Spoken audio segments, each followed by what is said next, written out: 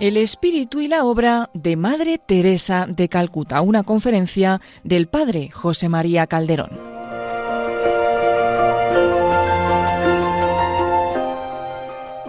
Uno aporta lo que sabe, y lo que sabe es lo que os voy a decir. Dice el Evangelio de San Juan: después, sabiendo que ya todo estaba cumplido, y para que la Escritura se cumpliera hasta el final, Jesús dijo: tengo sed. Había allí un recipiente lleno de vinagre y empaparon en él una esponja, la ataron a una rama de hisopo y se la acercaron a la boca. Tengo sed. Estas son las palabras que marcan la vida de la Madre Teresa de Calcuta desde el 10 de septiembre de 1946. Ese día ella iba desde Calcuta a una ciudad al norte, Darjeeling, que es donde iba a hacer ejercicios espirituales, y en ese momento ella resuena en su corazón esas dos palabras de Jesús en la cruz: tengo sed. Es un poco ingenuo pensar que era la primera vez que la Madre Teresa oía esas palabras. La Madre Teresa ya llevaba 18 años de religiosa. Era religiosa de las irlandesas, que llamamos aquí en España. En realidad se llaman religiosas de la Bienaventurada Virgen María, pero aquí le llamamos irlandesas porque se fueron fundadas en Irlanda. Bueno, pues la Madre Teresa ya había meditado muchas veces esas palabras: tengo sed, ya las había oído, ya las había meditado, todas las Semanas Santas había sido partícipe de esas palabras del Evangelio, y sin embargo en aquel momento suenan en su corazón de una forma distinta, algo que le hacen percibir que la vida ha cambiado, que ha cambiado algo muy grande en su vida. Ha cambiado tanto que de repente ve que ella está llamada a algo distinto a lo que había estado haciendo hasta ese momento. Ella era una mujer albanesa, estaba en Calcuta porque había ido allí como religiosa irlandesa. Es curioso, cuando ella nació en 1910, ella nació en un pueblecito de Albania, Skopje, cuyo párroco era un jesuita. Ella desde pequeña había declarado que quería ser religiosa, pero con un fin: llevar a Jesús donde no era conocido. Llevar a Jesús donde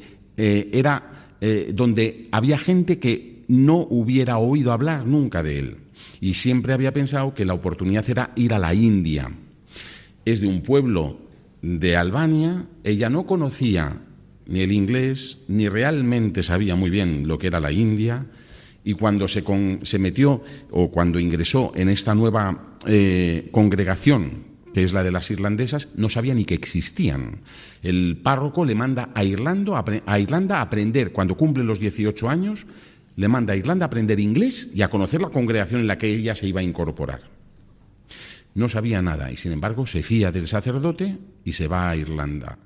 Al poco tiempo de estar en Irlanda, ese mismo año, en el año 28, es enviada a Calcuta y llega en el año 29, porque en aquellas épocas iban en barco y tardaban meses, ¿verdad?, en llegar. Y llega a Calcuta y ahí empieza su consagración al Señor, su periodo de formación y luego su trabajo apostólico en un colegio de niñas que tienen las irlandesas en Calcuta. Allí trabaja. Pues bien, el año 46, cuando ella tenía 36 años de edad, era una religiosa joven, ya había hecho los votos perpetuos, ya era una consagrada, ya era una persona que había encontrado su camino. Cuando ella va a hacer esos ejercicios espirituales que tienen obligación de hacer todas las religiosas, y los que no sois religiosos también no tenéis obligación, pero podéis ir, no pasa nada, es más, es bueno, es cuando oye esa frase: tengo sed. Y ella descubre que ese tengo sed resuena en su corazón como: tienes que saciar mi sed. Ve algo que de lo que ya había escrito San Agustín, Santa Teresa del Niño Jesús, de eso habían escrito estos santos. Sin embargo, para ella ese sonido fue distinto. Era verdad que tenía que saciar la sed de Cristo, pero lo tenía que saciar con su vida, con su entrega, con su generosidad, con su renuncia a lo que había vivido en aquel momento para dedicarse a saciar la sed del Señor. ¿Qué sed? Pensar en la sed de Cristo en el momento de la cruz se puede pensar en el agua. De hecho, lo que le dan en aquel momento a Jesús es una esponja llena de vinagre, se le acercan a los labios, lo que hizo que sufriera incluso más, porque no debe ser muy agradable tener en los labios agrietados por el calor, el cansancio y el sudor y todo eso, ponerle unas gotas de vinagre, ¿no? Debe escocer. Bueno, pues el Señor grita, tengo sed, en ese momento no porque necesite realmente agua, su cuerpo es un guiñapo, lo que necesita es amor. Tengo sed de amor, tengo sed de ser amado, tengo sed de tu amor. Y eso es lo que mueve a la Madre Teresa a cambiar. Ella va a definir ese momento como la llamada dentro de la llamada. La llamada primera es aquella que ella recibió cuando entró en la congregación de las irlandesas, ¿verdad? Esa era la llamada primera y principal, a consagrarse a Cristo. Y ahora recibe una nueva llamada dentro de esa llamada para cambiar de vida, para dedicarse a otra cosa, para empezar algo nuevo y algo distinto. Durante año y medio más o menos, desde el año 46, desde ese 10 de septiembre del año 46 hasta el año 48, la Madre tiene unas experiencias de Dios muy profundas. Tiene revelaciones muy intensas. En realidad es el Señor que se le acerca a hablarle continuamente a la Madre Teresa. Ella vive en un ambiente en el que todo le habla de Dios y de lo que Dios le va a pedir. Pero ahí también surge una cosa muy bonita que nos enseña la Madre Teresa a los cristianos.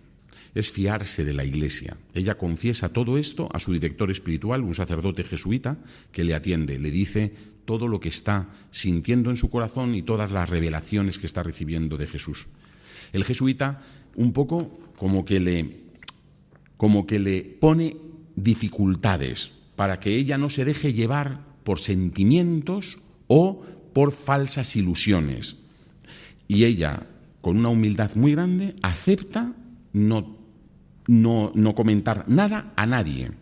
Un poco más adelante, sí le recomienda que hable con el arzobispo de Calcuta, Monseñor Perrier, y entonces ahí lo habla también la Madre Teresa con él y le pide que le deje abandonar la congregación en la que vive y fundar una nueva. El arzobispo lo pasa mal porque es muy difícil ya una monja que ya ha dado sus votos salir de la congregación y en qué situación se queda y si queda sola.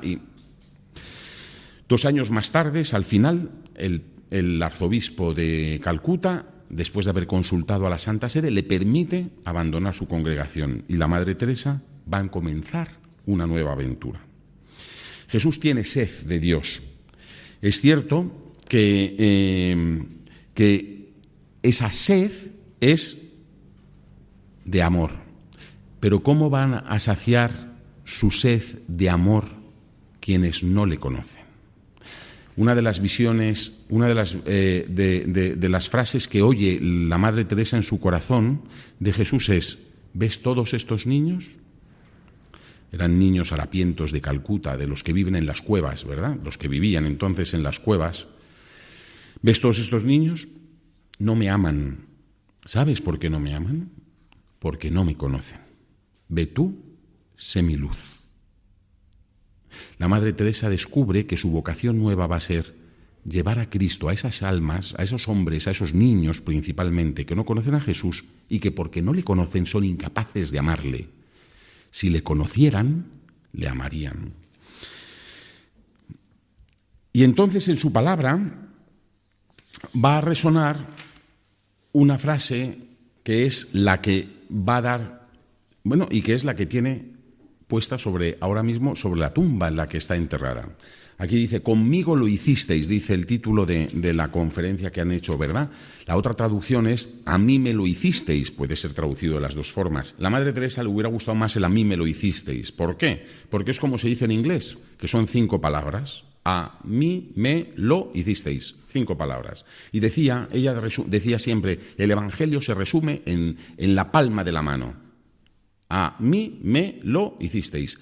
Lo que hagáis con estos, a mí me lo hicisteis. Porque tuve hambre y me disteis de comer, tuve sed y me disteis de beber, estuve desnudo y me vestisteis, estaba peregrino y me hospedasteis, Estaba enfermo y vinisteis a verme en la cárcel y me visitasteis. Pero ¿cuándo lo hicimos, Señor? Cuando lo hicisteis con uno de estos, conmigo lo hicisteis, a mí me lo hicisteis.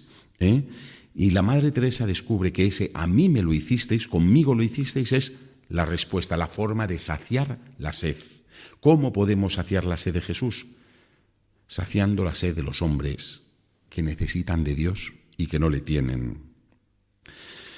Madre Teresa hablaba perfectamente el bengalí. De hecho, decían algunos que si cerraban los ojos y la veían, ella era pequeñita, bueno, eso ya lo sabemos todos, ¿verdad? Pequeñita, lo que pasa es que además la conocemos de cuando era más viejecita y entonces estaba todavía más arrugada, más así, más hecha una pasa, ¿verdad? Era pequeñita, blanca, albanesa y de contextura muy frágil. Pero decían la gente que si se cerraba los ojos y se le oía hablar, parecía india, porque tenía un acento perfecto del bengalí. Bueno, pues esta pobre mujer que no tiene fuerzas, ya con los permisos del obispo, el 17 de agosto del año 48, deja su casa de las irlandesas y se une primero a una orden religiosa que yo no conozco, que son las Hermanas Médicas Misioneras, que le enseñarán un poco cómo tratar a los enfermos y qué hacer para primeros auxilios. Se lo mandó el obispo, le dijo, tienes que aprender algo porque vas a estar en la calle y vete a saber lo que te encuentras. Y luego, el 21, y luego vuelve a Calcuta, está una temporada con las Hermanitas de los Pobres. Cuando uno va a la casa de las Hermanitas, los pobres de allí, Calcuta, tienen el sitio donde vivió la Madre Teresa. Muchas de ellas eran españolas, las que estaban entonces. Bueno, pues hasta el 21 de diciembre de ese año, del año 48. Ese año la Madre Teresa sale de esa casa y se va a llevar a Jesucristo. Se pone por primera vez el sari. El sari. El sari a veces piensan la gente, hombre, qué traje más elegante, ¿verdad? Bueno, ¿y por qué llevan ese sari? El color blanco, ¿verdad? ¿Sabéis que el color blanco en la India es el de luto? De hecho, se dice que muchas niñas indias les molesta mucho tenerse que ponerse el sari cuando se hacen religiosas, porque van de luto, van de viudas, porque el blanco es el color del luto. ¿Y por qué eligió la Madre Teresa? Dicen, hombre, es que es blanco y luego el azul, el blanco como el Dios y luego el azul como la Virgen. Pues no. Madre Teresa vio que el sari era, ese estilo de sari, ese sari con las franjas azules era el más barato y era el que llevaba las mujeres barrenderas de la calle. Y entonces quiso comprar la misma tela. O sea que el sari podemos ahora darle un aspecto más espiritual. La Virgen María, franjas azules, no. Eso es bonito para nosotros, pero la Madre Teresa lo eligió porque era el más barato. Y era la forma de... Ahora lo hacen los leprosos, que están en sus casas. Bueno, pues Madre Teresa dice, los pobres, ¿cómo saciar la sed de Jesús? Tuve hambre, tuve sed, estaba desnudo. Atendiendo a ellos yo sacio. ¿Por qué? Porque conmigo lo hicisteis. Y entonces va a decir que Jesús está en los pobres como quien se ha puesto un terrible disfraz. Es así como ella lo dice en inglés. Un terrible disfraz. Los pobres son el terrible disfraz de Jesús. Jesús se hace presente en los pobres. Por eso ella no considera que su trabajo sea servir a los pobres, sino que su trabajo es servir a Jesucristo que está en los pobres. Y por lo tanto, no es un derecho, no es una obligación, es un lujo poder servirles. Porque no hay mayor lujo para un hombre, para una mujer, que servir a Cristo. Porque sirviendo a Cristo se sirve al Salvador. Bueno, pues esta es la convicción personal que tiene la Madre Teresa, que cuando sirve a los más necesitados está sirviendo a Jesús. Ahí podemos leer el pasaje del juicio final que está en Mateos 25, 31, 40, ¿verdad? Que es todo, ¿verdad? Cuando venga el Hijo del Hombre, pues separará unos de otros y entonces a unos les dirá, venid aquí, benditos de mi Padre, porque me habéis dado de comer, me habéis dado de beber, etcétera, etcétera. Bueno, pues entonces la Madre Teresa eso le lleva a fundar a las misioneras de la caridad. El nombre también se lo da Jesús. Se lo da Jesús en una de sus locuciones. Le habla a Jesús, le dice, quiero que se llamen misioneras de la caridad. Te has convertido en mi esposa, le dice Jesús. Te has convertido en mi esposa por amor a mí. Has venido a la India por mí. La sed de almas que tenías te ha traído tan lejos. ¿Te da miedo ahora dar un paso más por mí, tu esposo, y por las almas? ¿Se está enfriando tu generosidad? ¿Soy el segundo para ti? Tú no has muerto por las almas, por eso no te importa lo que pueda ocurrirles. Tu corazón nunca se ha ahogado en el dolor con el que mi madre se ahogó. Ambos nos hemos entregado totalmente a las almas. ¿Y tú? ¿Tienes miedo de perder tu vocación? No. Tu vocación, le dice Jesús, tu vocación es amar y es sufrir y salvar almas. Y dando este paso, cumplirás el deseo de mi corazón para ti. Te vestirás con sencillos vestidos indios, o mejor, como mi madre se vistió, sencilla y pobre. Tu hábito actual es santo, el de cuando era irlandesa, ¿verdad? Porque es mi símbolo. Tu sari será también santo porque es mi símbolo. Ella aprende de Jesús que tiene que ser india. Esto es una cosa muy peculiar también, que a mí me costó un poco entender. Insiste Jesús: quiero religiosas indias. Y uno dice, pues la Madre Teresa no era india. Bueno, ella decía que era india. Ella decía, soy de ciudadanía india, como monja católica, y por profesión pertenezco al mundo entero, pero mi corazón pertenece por completo al corazón de Jesús. ¿Cómo elige el Señor a una albanesa, si quiere indias? El tema de la India no es simplemente el hecho de que tengan raza india, de que hayan nacido en la India, sino quiere indias, quiere gente que se identifique con aquellos a los que van a servir. La Madre Teresa no quería monjas que fueran ricas, que van a servir a los pobres, o monjas que viven separadas de los pobres. Quiere monjas que vivan entre los pobres, que sean pobres como los pobres, que se identifiquen con ellos. Ser india quiere decir, ¿vas a servir a los indios? Hazte india. Ahora, gracias a Dios, hay muchas monjas que no son indias. Bueno, pues son indias en el corazón, en el sentido de que se tienen que identificar, eso se les pide en la congregación, con aquellas personas a las que van a servir. No van como españolitas a Etiopía, van como etíopes que van a servir a los etíopes, por decirlo de alguna forma, ¿verdad? Por lo tanto, no atienden desde fuera a los pobres, sino que se convierten en parte del pueblo, parte de aquellas personas. Las primeras que se unen a la Madre Teresa son 12 chicas que habían sido alumnas suyas en el colegio de las irlandesas.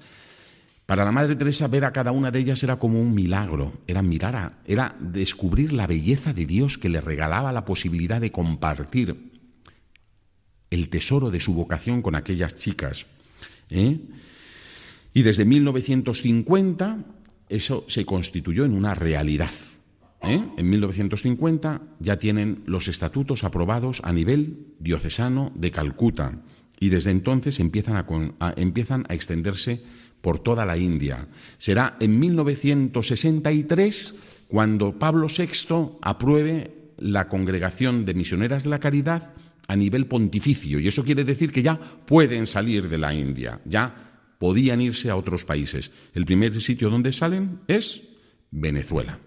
Allí es donde empieza la Madre Teresa a hacer su trabajo apostólico con los más pobres, de entre los pobres, fuera de la India. La Madre Teresa va descubriendo, al principio era un poco más cerrada, no sabía muy bien todo lo que el Señor le iba indicando, entonces iba haciendo lo que sabía, lo que podía y según iba entendiéndolo. Pero va descubriendo que los más pobres de entre los pobres a los que ella está llamada a servir no son necesariamente los que menos tienen. Había mucha gente, hombres y mujeres, que se movían en el mundo con gran libertad y que tenían aparentemente mucha dignidad, pero vivían en una pobreza absoluta, porque la mayor pobreza de este mundo no es no tener, sino no ser amados. La gran pobreza del hombre y de la mujer de hoy es no saberse amados. Por lo tanto, la mayor y más triste pobreza es aquella que, aunque aparentemente no exista, está en el corazón. Por lo tanto, ese tuve sed, tuve hambre, estuve desnudo, era forastero, estaba enfermo en la cárcel, no se refiere solo a la falta de medios o bienes materiales, se refiere principalmente a los que necesitan de Dios.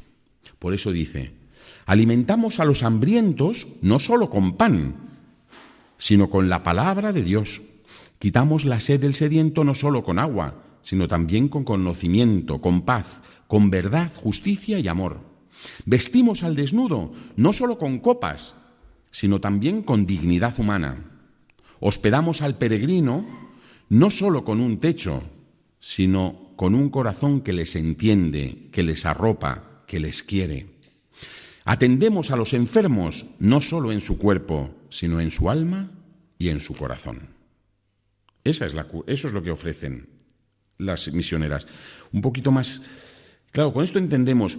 Por eso las misioneras de la caridad no es tan importante ser médico. Ellas están trabajando con enfermos, pero no son médicos, ni son enfermeras, ni son ATS, ni son, yo qué sé, son religiosas, que quieren que ese enfermo viva con dignidad humana. Si pueden y si tienen medios, les curarán. Y si no pueden, pues les acompañarán en su enfermedad. De ahí que uno de los primeros que ella atendió en su casa, sabéis que ella enseguida abrió una casa, más fue la casa la abrió en un templo hindú, ¿verdad? Pues ahí abrió su primera casa, que era la casa de los moribundos. Todo el mundo quiere ir a visitarla. Bueno, pues uno de los primeros enfermos a los que ella atendió allí le dijo: madre, he vivido toda mi vida como un perro y usted está haciendo que yo muera como un ángel. No le estaba curando la Madre Teresa, pero le había curado, le había limpiado las llagas, le había dado ropa limpia, le había limpiado la boca. El hombre estaba siendo tratado con amor, cuando ese hombre no había pisado nunca una casa. Había nacido en la calle y estaba en la calle cuando la Madre Teresa lo recogió. Lo más importante no es tener, por lo tanto, conocimientos de medicina, de arquitectura para los que no tienen casa. Lo más importante es amar a quienes no sienten ese amor. Los más pobres de entre los pobres, dice Madre Teresa, los más pobres de entre los pobres son los hambrientos, los sedientos, los desnudos, los sin techo, los ignorantes, los cautivos, los disminuidos, los leprosos, los alcohólicos, los enfermos y los moribundos, los no queridos, los abandonados, todos aquellos que son despreciados por la sociedad humana, aquellos que han perdido la fe y la esperanza de su vida, los pecadores que no se arrepienten, los que están bajo el poder del demonio, los que conducen a otros al pecado, al error, a la confusión, los ateos, los que yerran, los que viven en la confusión o en la duda, los que son tentados, los ciegos espirituales, los débiles, laxos o ignorantes, aquellos que todavía no han recibido la luz de Cristo, los hambrientos de la palabra y de la paz de Dios, los que pasan por dificultades, los que producen repulsa, los que están tristes, las almas del purgatorio, y cada monja misionera de la caridad que acepta vivir la vida de pobreza evangélica y por el hecho de ser pecadora. Eso está escrito así en las constituciones de las misioneras de la caridad. Esto es muy bonito lo último, ¿verdad? Porque parece que es la gente de fuera. Para la Madre Teresa, las mismas religiosas son pobres y hay que cuidarlas. No conocer el amor de Dios, no conocer y no saber que Dios les ama, esa es la gran tragedia del hombre. Por eso ella intenta siempre predicar, pero no con palabras, sino con obras, el amor de Cristo. Ella intenta siempre mostrar a los hombres el amor de Dios.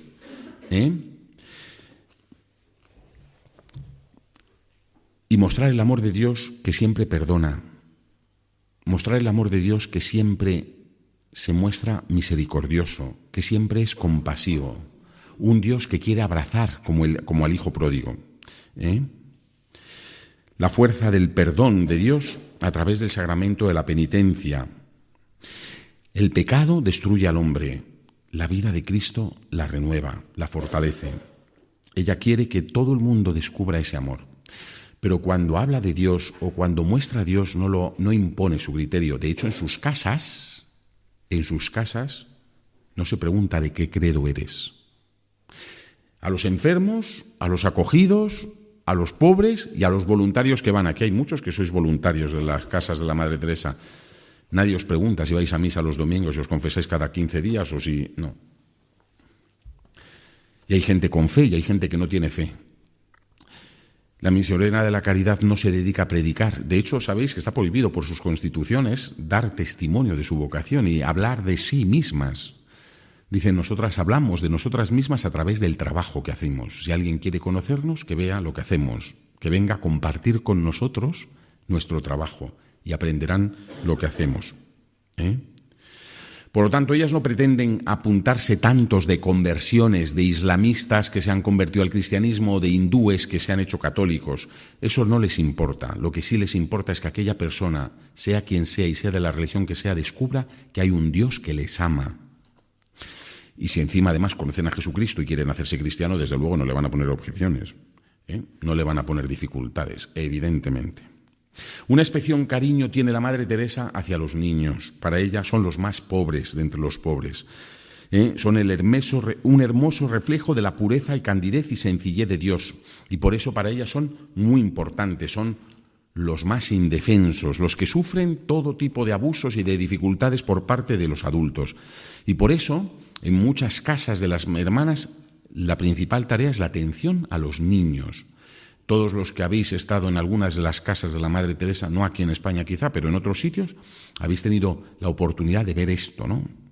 Yo he visto cómo le tiran por el muro de la tapia, ¿verdad? Se le tiran niños perfectamente metidos en sacos, ¿verdad? Para que cuando os lo tiren, cuando caigan al suelo no se hagan daño, ¿verdad?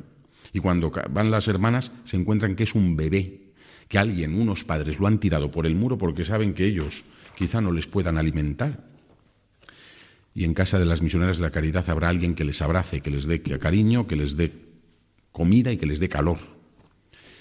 Y así viven, y así lo dan. Quieren ver que los niños crecen en ambiente materialmente pobre, porque ellas son pobres.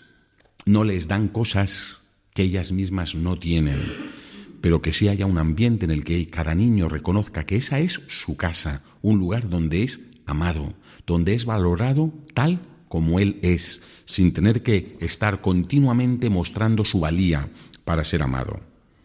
Por eso una de las grandes tareas que realizan la Madre Teresa y las hermanas de la Madre Teresa es acoger a niños abandonados para darlos en adopción. Y de hecho, aquí hay muchos padres en Europa que tienen niños adoptados en las casas de las misioneras de la Madre Teresa, ¿no?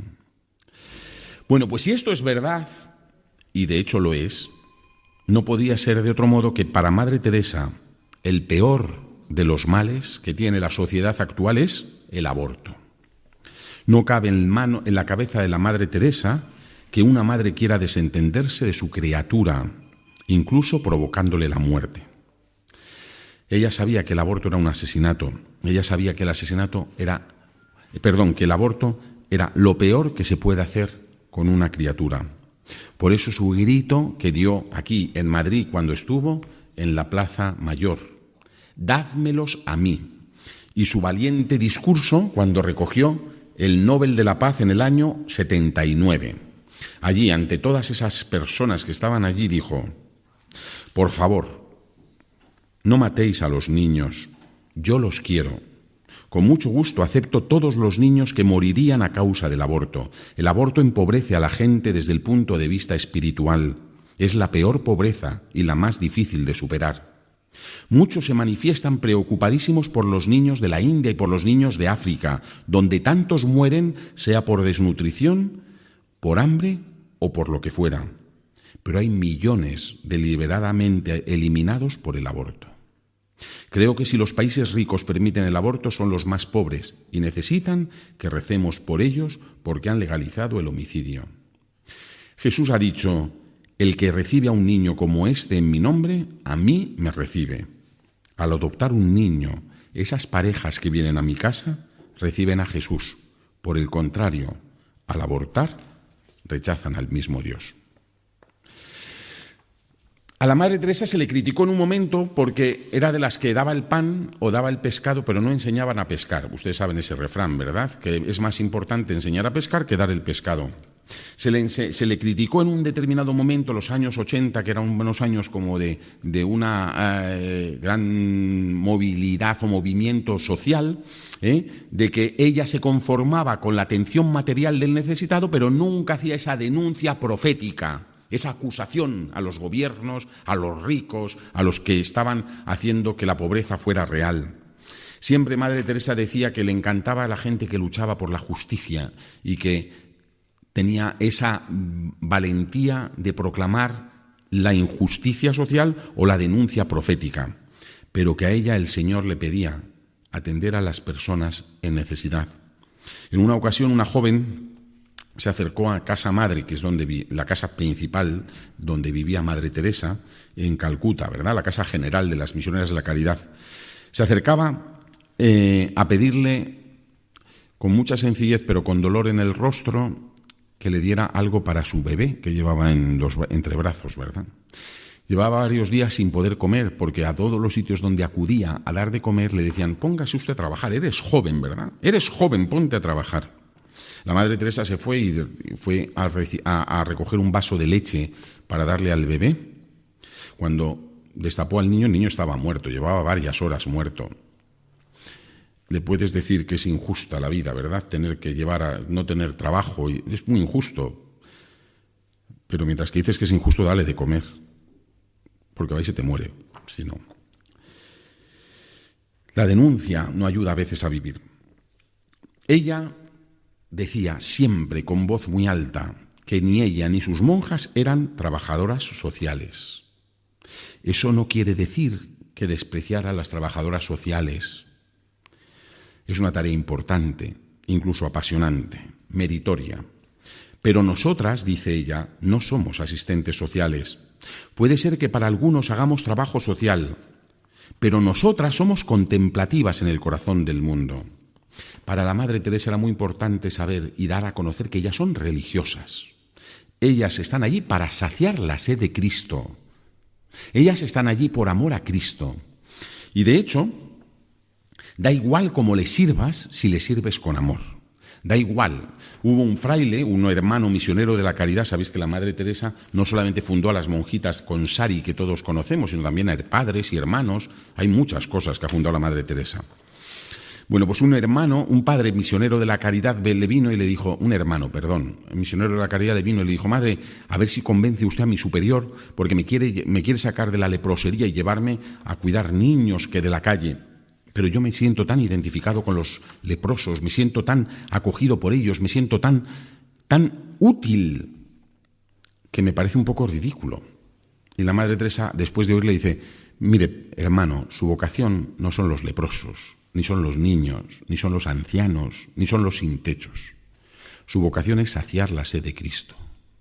Y usted saciará la sed de Cristo sirviendo donde le pidan que sirva. Donde esté sirviendo, estará sirviendo a Cristo. Por lo tanto, lo primero que hay que decir, lo más importante, que Madre Teresa no es una activista, es una persona enamorada de Dios. Su amor estaba en Cristo. Es una mujer de Dios que tenía solo un deseo: mirar a Cristo, contemplar a Cristo y saciar su sed de amor y su sed de almas. Por eso su vida espiritual es muy intensa. Es verdad que todos, cuando vemos a las misioneras de la caridad o cuando se nos presentan en los medios de comunicación y todo eso, destacamos su servicio a los más pobres de entre los pobres y cómo están con un niño con lepra y con una anciana que se le han cortado los brazos y yo les he visto con los enfermos del SIDA, como todos ustedes, con leprosos, con los niños de la guerra en Sierra Leona, por supuesto, están así. En Etiopía tienen la casa más grande que tienen las misioneras de la caridad, en Addis Abeba. En Etiopía tienen 18 casas. La más grande de todas es la de Addis Abeba, la capital. Es la más grande de todas las casas que tienen las misioneras de la caridad en el mundo. Duermen 1.500 personas cada día, además de todas las que vienen a comer. Y yo cuando lo muestro tengo que reconocer que al principio me emocionaba mucho. Ahora ya, cuando voy y lo muestro a los demás, tengo que ir con mucha tranquilidad, porque yo me emociono enseñándoles todo. Y al final, algunos como que se les revuelven las tripas. Entonces hay que ir muy despacio, hombre, mira esto tal, para que vean.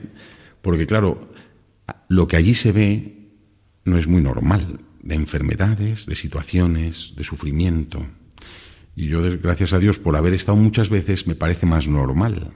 Pero lo heroico de estas monjas no es eso. Ese trabajo es muy bonito, ese trabajo es muy heroico.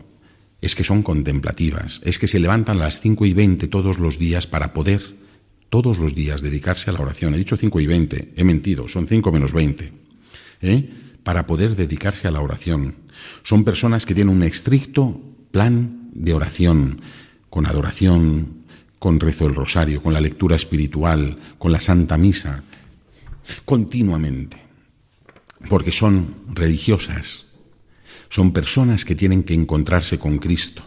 Y decía la Madre Teresa que una no será verdadera misionera de la caridad hasta que no oiga también ella en su corazón a Jesús diciéndole: tengo sed de tu amor. Entonces es cuando será capaz de comprender lo que está llamada a vivir. Bueno, pues podría seguir muchas horas más, pero yo creo que ya con esto está muy bien. A mí me gusta mucho decir esto que voy a leer, que es del Papa Benedicto XVI, en la encíclica Deus Caritas Est. Dios es amor. Ahí menciona varias veces a la Madre Teresa de Calcuta, entonces beata, y todavía beata, si Dios quiere en septiembre, si todo sale bien, santa. Los santos, dice el Papa, pensemos por ejemplo en Beata Teresa de Calcuta, han adquirido su capacidad de amar al prójimo de manera siempre renovada gracias a su encuentro con el Señor Eucarístico y viceversa. Este encuentro ha adquirido realismo y profundidad precisamente en su servicio a los demás. Amor a Dios y amor al prójimo son inseparables, son un único mandamiento, pero ambos viven del amor que viene de Dios, que nos ha amado primero. Así, pues, no se trata ya de un mandamiento externo que nos impone lo imposible, sino de una experiencia de amor nacida desde dentro, un amor que por su propia naturaleza ha de ser ulteriormente comunicado a los demás. El amor crece a través del amor. El amor es divino porque proviene de Dios y a Dios nos une y mediante este proceso unificador nos transforma en nosotros, que supera nuestras divisiones y nos convierte en una sola cosa, hasta que al final Dios sea todo para todos. Sin esa relación íntima, diaria, continua con Jesús, no podrían llevar a cabo tantos trabajos y obligaciones.